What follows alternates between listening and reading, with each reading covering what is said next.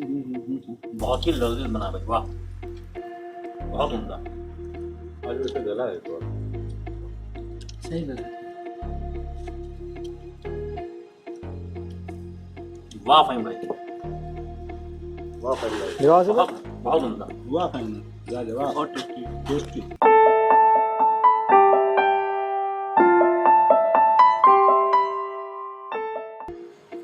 ये हमने 2 kilo chicken लिया हुआ है और आप देख सकते हैं इसमें हमने ये कट लगा लिया है इसके पीसेस में। तो इस तरीके से आप भी कट लगा लें ताकि जो भी मसाला हम इसमें डालें तो मैरिनेट हो जाए अच्छे से, इसमें अंदर तक घुस जाए। और अब हमने इसमें सरसों का तेल और नमक मिला के इसमें अच्छे से मिक्स कर दिया है और अब इसे आधे घंटे के लिए रख देंगे। और ये कुछ मसाले हमने लिए हैं मैरिनेट करने के लिए, तो आइए देखते हैं क्या क्या मसाले हैं ये। इसमें हमने लिया है 2 छोटे चम्मच लाल मिर्च पाउडर, ये आप अपने टेस्ट के अकॉर्डिंग में डाल सकते हैं, जो भी जितना भी तीखा आप खाना पसंद करते हैं।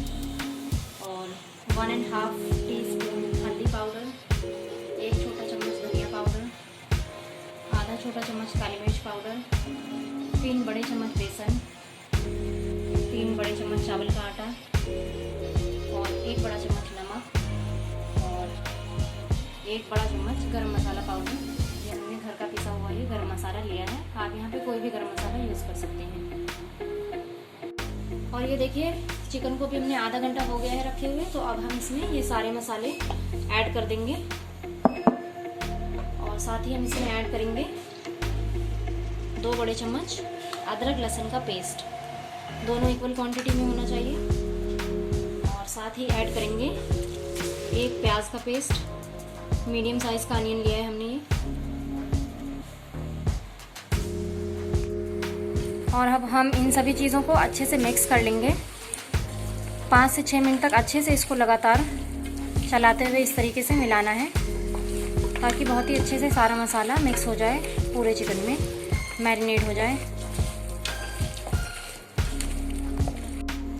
और ये देखिए अच्छे से मिक्स हो चुका है, 4 से 5 मिनट तक हमने इसे लगातार मिक्स किया है। तो अब हम इसमें ऐड करेंगे 2 बड़े चम्मच दही,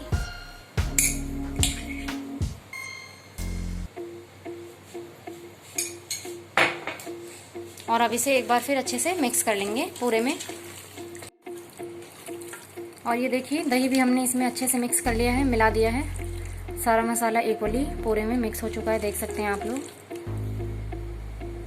और हम साथ ही इसमें ऐड करेंगे 1 नींबू का रस,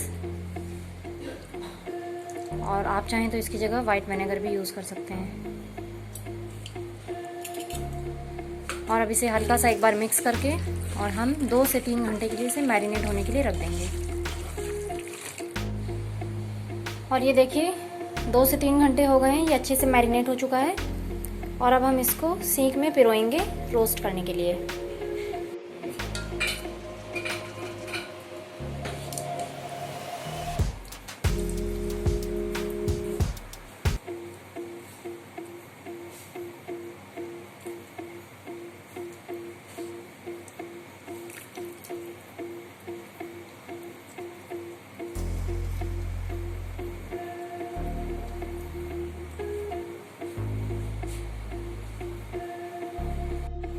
और ये देखिए हमने इस तरीके से इसे सीख में लगा लिया है। इसी तरीके से अब हम बाकी भी सारा चिकन सीख में पिरो लेंगे।